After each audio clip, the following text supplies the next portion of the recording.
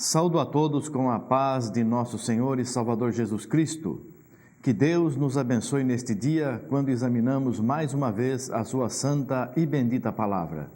Nós vamos hoje, pela misericórdia de Deus, examinar a respeito da retirada da igreja. Não o arrebatamento, a retirada da igreja. O arrebatamento da igreja acontecerá na volta do Senhor, quando vier com os seus anjos, com a trombeta do arcanjo, e os mortos ressuscitarão primeiro, e nós, os que estivermos vivos, seremos transformados e arrebatados juntamente com Ele nas nuvens, e assim estaremos para sempre com o Senhor.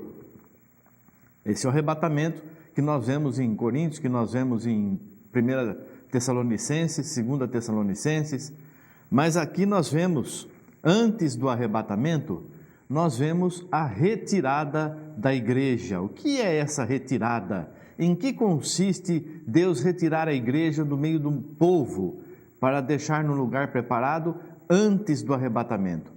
Nós vamos estar neste mundo, mas nós não estaremos passando pela tribulação que há de vir sobre toda a face da terra. Veja, vamos ver em Mateus, no capítulo 24, todo o capítulo 24 de Mateus, mas nós vamos ler apenas alguns versículos para nós meditarmos e assim depois você na tua casa, o irmão, a irmã na tua casa, junto com o pastor da tua igreja, vocês examinem a palavra de Deus, porque é a palavra de Deus, não é a palavra do pastor Eugênio, é a palavra de Deus, e nós que queremos servir a Deus, vamos obedecer a palavra de Deus. Em Mateus capítulo 24, nós vamos ler do versículo 1 ao versículo 3, a palavra nos diz assim: E quando Jesus ia saindo do templo, aproximaram-se dele os seus discípulos para lhe mostrarem a estrutura do templo. Jesus, porém, lhes disse: Não vedes tudo isto? Em verdade vos digo que não ficará aqui pedra sobre pedra que não seja derribada. E estando assentado no Monte das Oliveiras, chegaram-se a ele os seus discípulos em particular, dizendo: Dize-nos quando serão essas coisas, e que sinal haverá da tua vinda e do fim do mundo? Então aqui nós vemos esta profecia do Senhor Jesus aqui, que não ficaria pedra sobre pedra, o templo seria destruído, se cumpriu no ano 70. Os romanos invadiram Jerusalém e destruíram totalmente o templo. Mas os discípulos perguntaram uma coisa para o Senhor, perguntaram assim: Dize-nos quando serão essas coisas da destruição do templo e que sinal haverá da tua vinda e do fim do mundo. São três momentos que nós temos que examinar. Este fim do templo, aqui a destruição do templo, realmente já se cumpriu no ano 70 da nossa era, quando o general Tito invadiu Jerusalém e destruiu o templo, não ficou pedra sobre pedra. Mas quais serão os sinais da tua vinda e os sinais do fim do mundo? Então nós vamos ver ainda no capítulo 24, versículo 8, aí o Senhor vai relatando as coisas que vão acontecendo, e no versículo 8 ele diz assim: Mas todas estas coisas são o princípio de dores. Então todas essas coisas muitos viriam em nome dele, eu sou o Cristo, enganarão, rumores de guerras e guerras. Não vos assusteis, é necessário tudo aconteça, nação contra nação, mas é tudo o princípio, não é o fim, é o princípio das dores. Veja ainda em Mateus 24, do versículo 13, os versículos 13 e 14. Diz assim: Mas aquele que perseverar até o fim será salvo.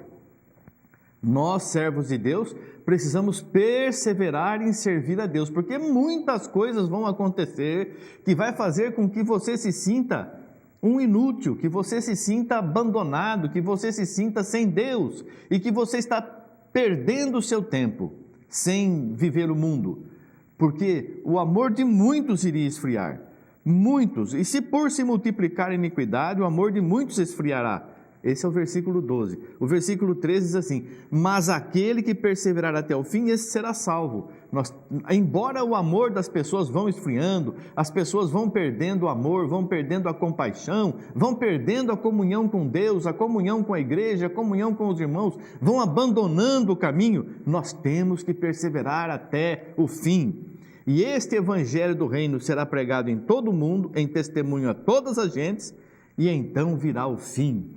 Então o evangelho vai ser pregado no mundo inteiro como testemunho. Tem muitas pessoas que fazem confusão, diz assim, este evangelho do reino é o evangelho lá para os judeus, porque tem o evangelho dos gentios e o evangelho do reino. Isso não é verdade, irmãos. Isso é uma interpretação errada da palavra de Deus. Veja aí em Efésios, no capítulo 2, do versículo 13 ao 16, a palavra diz assim: mas agora em Cristo Jesus, vós que antes estáveis longe, já pelo sangue de Cristo chegastes perto, porque Ele é a nossa paz, o qual de ambos os povos, gentios e hebreus, de ambos os povos, fez um, e derribando a parede de separação que estava no meio, na sua carne desfez a inimizade, isto é, a lei dos mandamentos que consistia em ordenanças, para criar em si mesmo, dos dois, um novo homem, fazendo a paz. E pela cruz reconciliar ambos com Deus em um corpo, matando com elas inimizades. Então nós vemos aqui que Deus, o Senhor Jesus, dos dois povos, entre gentios e hebreus, dos dois, fez um, derribou a parede de separação, desfez a lei dos mandamentos, desfez a inimizade, acabou com os mandamentos, cumpriu todos os mandamentos, nos deu um novo mandamento, que é amar a Deus sobre todas as coisas e o próximo como a si mesmo.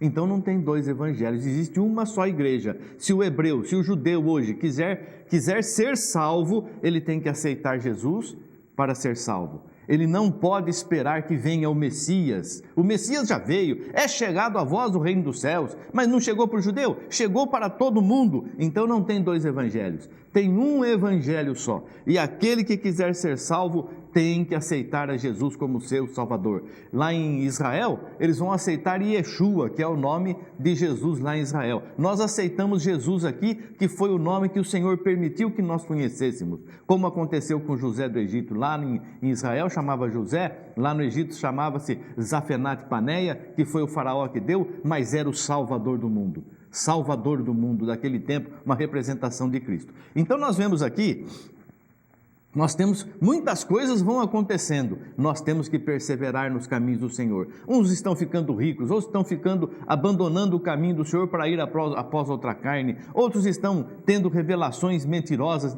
dentro de pecados, não abandonam o pecado, acham que o pecado é até bom no meio da igreja, não tem importância, Deus batiza de novo, Deus perdoa, e fala, não. Nós temos que ser perfeitos, como é perfeito o nosso Pai que está no céu. Mas nós não temos perfeição, por isso não podemos viver na carne, temos que viver em espírito, porque se buscarmos da carne, vamos colher corrupção. Mas aqui, vamos continuar aqui em Mateus, capítulo 24, vamos ver os versículos 15 a 22, a palavra diz assim: quando, pois, virdes a abominação da desolação de que falou o profeta Daniel, está no lugar santo, quem lê atenda.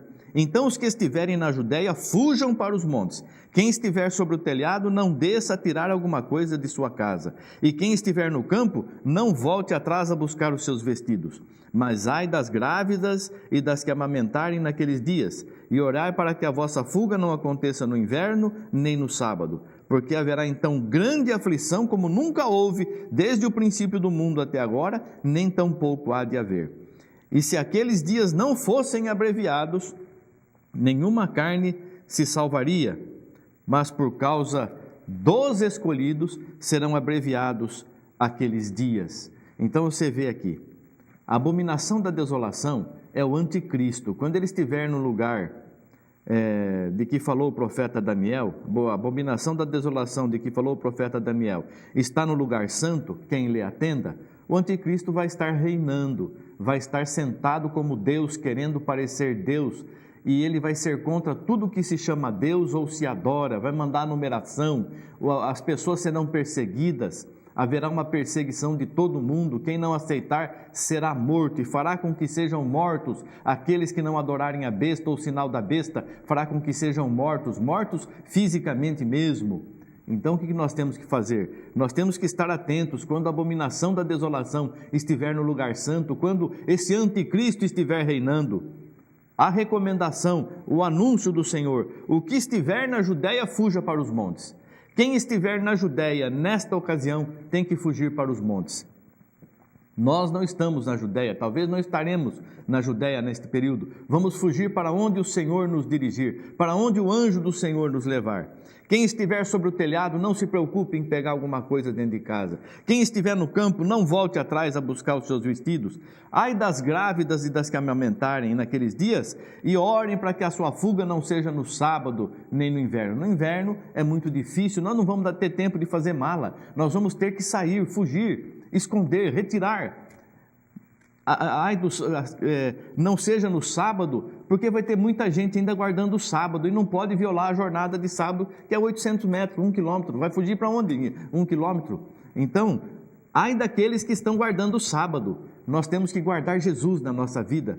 Nós vamos estar preparados aqui. Vigiai. Veja em Mateus 24, do 36 ao 44, a palavra diz assim: porém daquele dia e hora ninguém sabe, mas por causa dos escolhidos, quem são os escolhidos? A igreja vai estar aqui, a igreja vai estar passando por este risco, por causa dos escolhidos serão abreviados esses dias.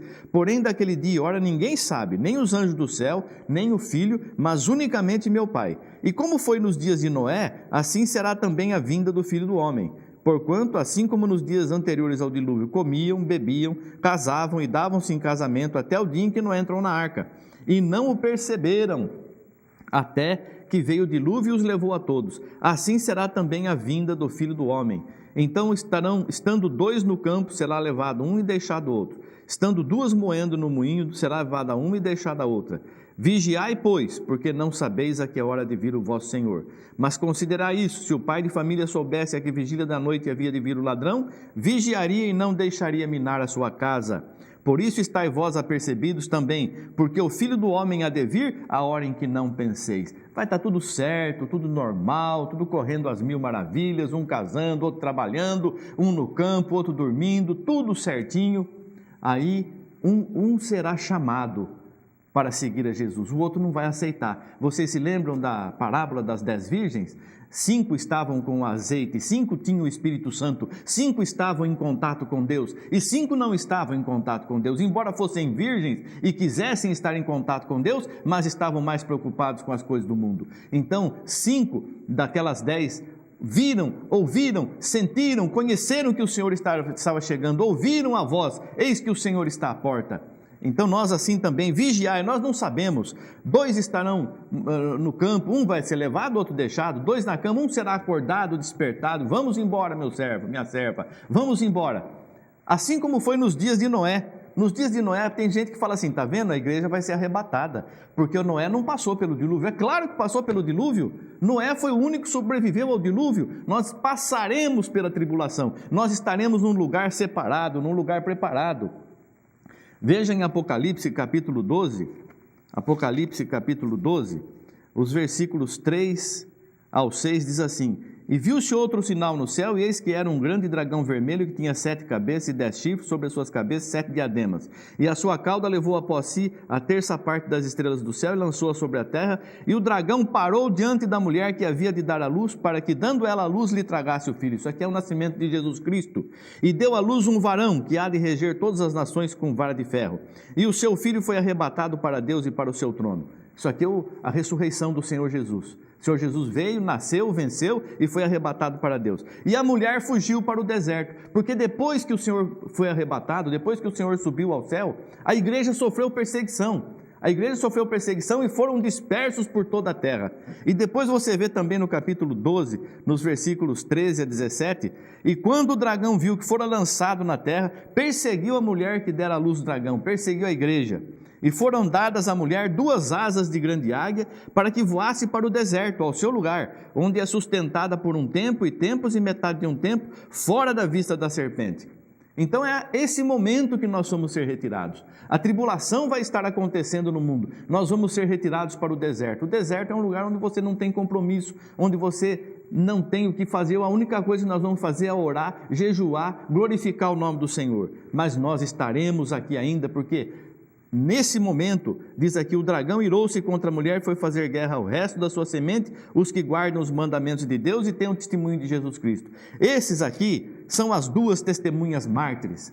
Nesse momento, Deus vai levantar, enquanto a igreja está retirada, inclusive os hebreus, Deus vai levantar duas testemunhas em Israel, testemunhas de Jesus Cristo. Uma é o apóstolo João. O Pedro disse assim: e aquele, o que será? Se eu quero que ele fique até que eu volte, o que te importa a ti? O próprio João diz, ele não disse que esse apóstolo não morreria, mas se eu quero que ele fique até que eu volte, o que te importa a ti? E o Senhor quis que ele ficasse até a sua volta, porque aqui o apóstolo João vai morrer aqui, vai ser morto em Jerusalém, mas antes ele é testemunha de Jesus junto com outro irmão, que eu não fui revelado ainda, mas um outro servo de Deus, que é testemunho de Jesus Cristo para cumprir a palavra de Deus. Estes homens têm o testemunho de Jesus e têm o mandamento de Jesus. Então, meu irmão, ninguém sabe a hora que o Senhor vai mandar os anjos dele, recolhendo os seus escolhidos, retirando a igreja. Estai apercebidos, estai preparados, porque quando nós ouvirmos a voz, eis que o noivo está chegando, nós temos que nos retirar. 3 anos e meio de retirada da igreja, 3 anos e meio de tribulação no mundo, e a igreja vai ser sustentada por Deus. Que Deus te abençoe, que o Espírito Santo fale muito mais alto na tua vida, que você desperte para Deus, examine a palavra. Isso já aconteceu, não aconteceu? É impossível que isso tenha acontecido, irmãos, porque isso é para os nossos dias. Que Deus te abençoe, te revele, Deus te guarde e você seja um daqueles que está cheio do azeite do Senhor, ouvindo e esperando a voz do Senhor Jesus em tua vida. Que Deus abençoe a você e a toda a tua casa, toda a tua família, em nome de Jesus Cristo. Amém. Graças a Deus. Obrigado, Senhor. Amém.